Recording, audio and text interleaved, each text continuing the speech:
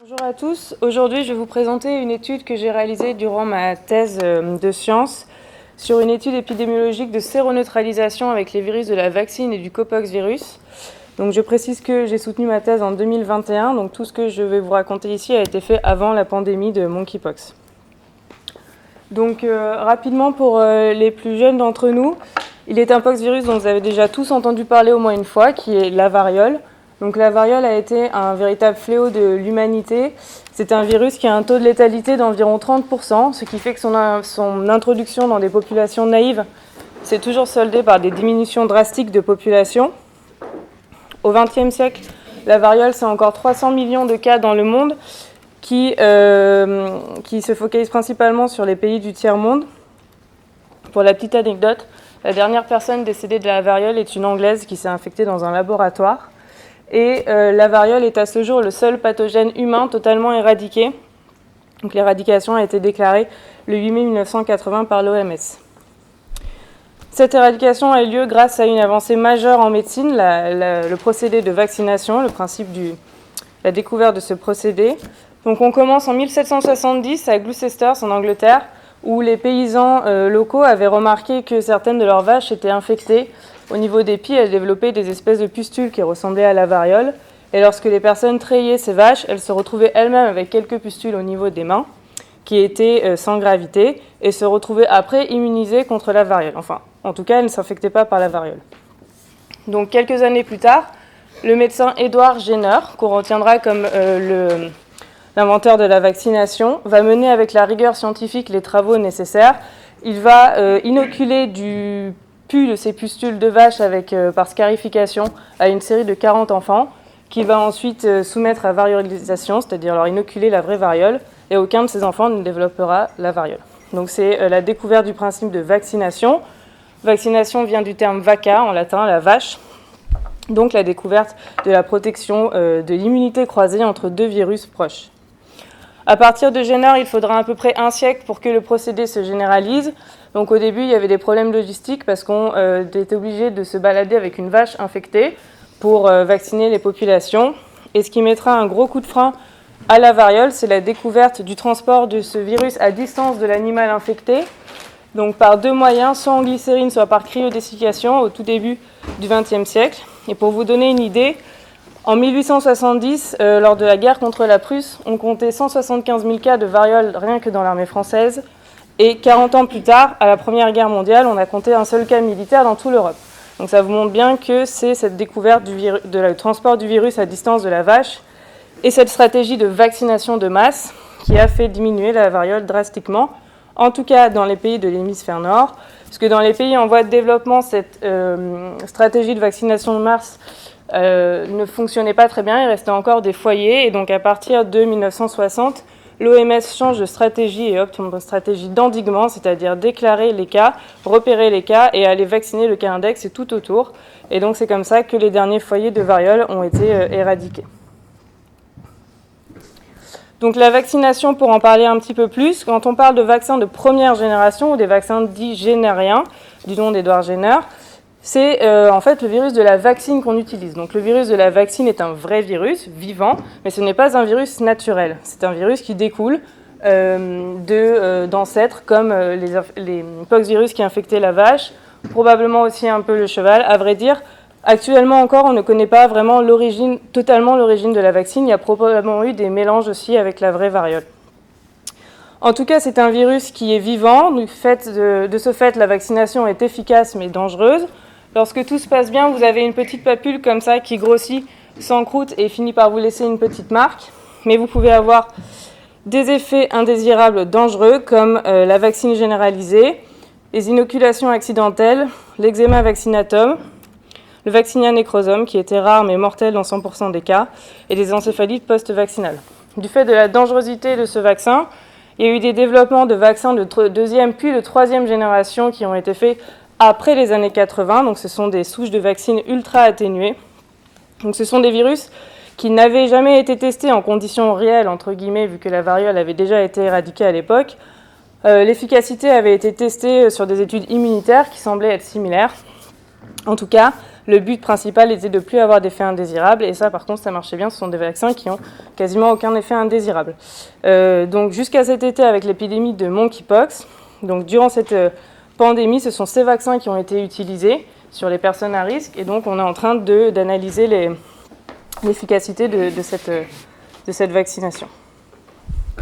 Donc là, je vous ai beaucoup parlé de la variole et de la vaccine, mais il faut que vous ayez en tête que les poxvirus est une très vieille et très ancienne famille de virus qui a évolué en même temps que le monde de vivants. De ce fait, il y a des poxvirus à peu près chez tout le monde. Il y en a chez les oiseaux et chez un grand nombre de mammifères. Et il y en a même chez les reptiles et les poissons, et même chez les insectes. Donc il faut savoir qu'il y en a un petit peu de partout. Ce sont des virus qui sont très autonomes, c'est-à-dire qu'ils sont capables de se répliquer dans le cytoplasme. Et ça en fait un facteur de risque d'émergence important, puisque s'ils se répliquent dans le cytoplasme, ils peuvent facilement changer d'hôte, plus facilement. Alors, il faut savoir qu'il y a différents genres de poxvirus qui peuvent infecter l'homme. Là, dans le cas de cette présentation, je me suis focalisée sur le cas des orthopoxvirus uniquement. Donc, les orthopoxvirus, c'est ce genre qui contenait la variole, qui a été éradiquée, mais qui contient également des virus proches, comme le camelpox, qui inquiète beaucoup, car c'est celui qui a une séquence génomique le plus proche de la variole. Il infecte les camélidés et peut passer chez l'homme.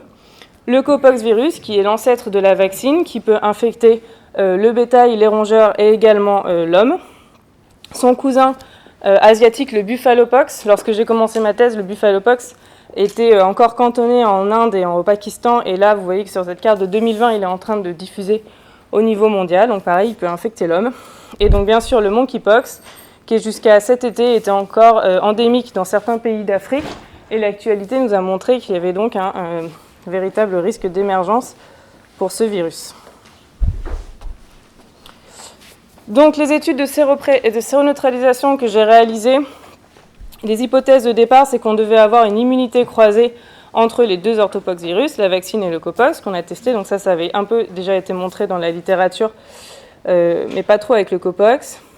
Et ensuite, on avait donc comme postulat que la séroprévalence qu'on allait observer, elle devait être constituée d'une part de l'immunité résiduelle antivariolique et d'autre part d'une potentielle exposition naturelle à d'autres orthopoxviroses qui peuvent circuler. Parce que vous avez vu qu'on a des poxvirus un peu de partout. Donc on a utilisé un protocole de séroneutralisation assez classique avec donc le virus de la vaccine, le virus du copox, en conditions de culture optimale.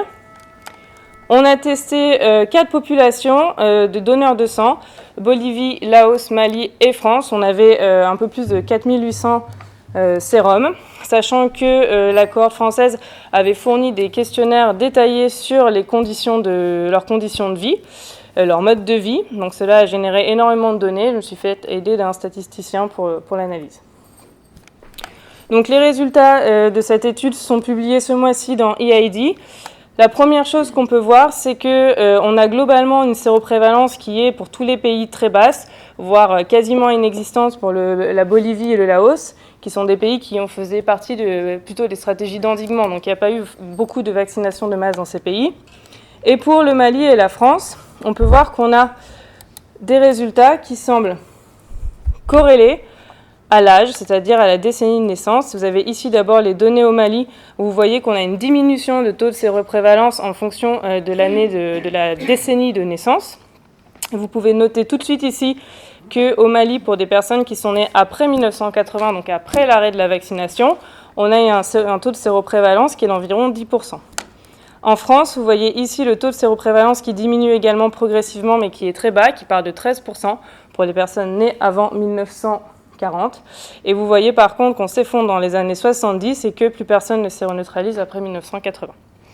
En ce qui concerne pour les données françaises la différence homme-femme, on avait une petite tendance à avoir une séroprévalence plus élevée chez les hommes pour les personnes âgées, qui est cette tendance à s'égalise, et on voit même un peu l'inverse. Dans les années 70, c'est assez léger. Je supposais peut-être un effet du service militaire sans que j'ai réussi vraiment à trouver un lien de causalité robuste. Et enfin, la grosse surprise qu'on a eue, c'est donc qu'on avait plusieurs régions qui étaient traitées qui étaient dans la cohorte de l'EFS, et on voit qu'on a des disparités importantes avec les régions, même une fois qu'on a ajusté sur l'âge. Vous voyez par exemple ici qu'en Corse, vous avez une séroprévalence qui est plus élevée que par exemple ici en Auvergne-Loire. Et donc ça, c'était Un peu une surprise, et donc avec le statisticien, on a cherché si on avait des facteurs de mode de vie qui pouvaient expliquer ça. On avait beaucoup de données, on les a retournées dans tous les sens, on est même allé jusqu'à faire l'indice de ruralité en fonction du code postal, selon l'INSEE, et on n'a rien trouvé de significatif. Donc a priori, ces disparités géographiques en France seraient liées de manière plus importante à des disparités de vaccination sur le territoire français. Et en ce qui concerne la corrélation entre les titres de Copox et de vaccines, on a bien observé une corrélation forte, donc une immunité croisée entre les deux virus. Donc, première conclusion, on avait bien une immunité croisée entre la vaccine et le Copox. La séroprévalence et le taux d'anticorps étaient fortement liés à l'âge, donc une influence prépondérante de la vaccination. La circulation naturelle d'orthopoxvirus, elle semble extrêmement réduite, sauf au Mali. Rappelez-vous, on a une prévalence de 10% chez les personnes qui sont nées après 1980. Et quand on a regardé l'échantillonnage d'un petit peu plus près, il s'agissait de personnes prélevées en bordure de forêt, ce qui est l'écosystème connu du monkeypox. Alors, il n'y a jamais eu le cas humain de monkeypox rapporté au Mali dans la littérature, mais le virus a déjà été retrouvé dans l'environnement de ce pays. Donc, ça peut être une hypothèse.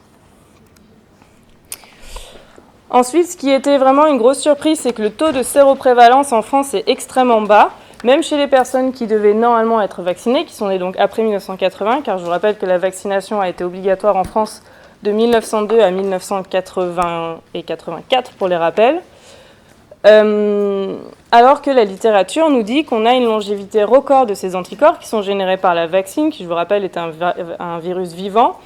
Cela a été expliqué d'un point de vue immunitaire par la découverte de lymphocytes B spléniques à mémoire à très long terme, et ils sont censés perdurer chez au moins 80% des vaccinés. À côté de ça, j'ai regardé des études de la littérature qui étaient construites comme la nôtre, donc il n'y en a pas beaucoup, et elles montrent de grandes disparités entre les pays. Par exemple, vous avez les Japonais, eux, ils ont un taux de séroprévalence qui est très élevé, à plus de 80% chez tout le monde, jusqu'à vraiment la décennie où ils ont arrêté la vaccination. Là, ça s'effondre d'un coup. Et vous avez des pays comme l'Australie ou l'Italie qui sont plus proches de nous. Vous avez une espèce de décroissance un petit peu plus progressif. Donc l'hypothèse qu'ont généré ces données, c'est qu'en France, il y a probablement eu un espèce de relâchement de la vaccination antivariolique malgré l'obligation dès la fin des années 50. Je vous rappelle que dès la Première Guerre mondiale, il n'y avait quasiment plus aucun cas en Europe. Donc après la Seconde Guerre mondiale, il est possible... ça a été rapporté en plus dans la littérature que la variole était vue un peu comme une maladie exotique. Et au vu des risques de la vaccination que je vous ai montré, certains médecins ne voulaient plus vacciner versus le risque que représentait la variole. Il y a probablement eu à cela associé plus ou moins une perte d'anticorps, parce que dans ma cohorte, j'ai également testé des personnes qui avaient été vaccinées de SUR, pour lesquelles on ne retrouvait pas forcément des taux séroneutralisants très élevés. Pour illustrer ça, deux données un petit peu contradictoires. Lorsque j'ai cherché dans les archives de l'INSERM, j'ai retrouvé des couvertures vaccinales qui étaient établies sur les déclarations des médecins généralistes et des centres de vaccination dans les années 60. On comptait une couverture vaccinale théorique d'environ 71% de la population. Mais parallèlement à ça, il faut savoir que les dernières épidémies de variole qui ont lieu en France sont des épidémies de cas importés. Donc dans les années 50, des marins ont rapporté la variole du Maghreb et d'Asie, et à chaque fois que la variole a été réintroduite, elles ont créé des petits foyers assez explosifs. Donc ces trois importations ont fait quand même presque 300 cas et presque 30 morts, ce qui montre que dès les années 50, la protection de la population française avait déjà probablement commencé à s'étioler. Voilà, je vous remercie pour votre attention.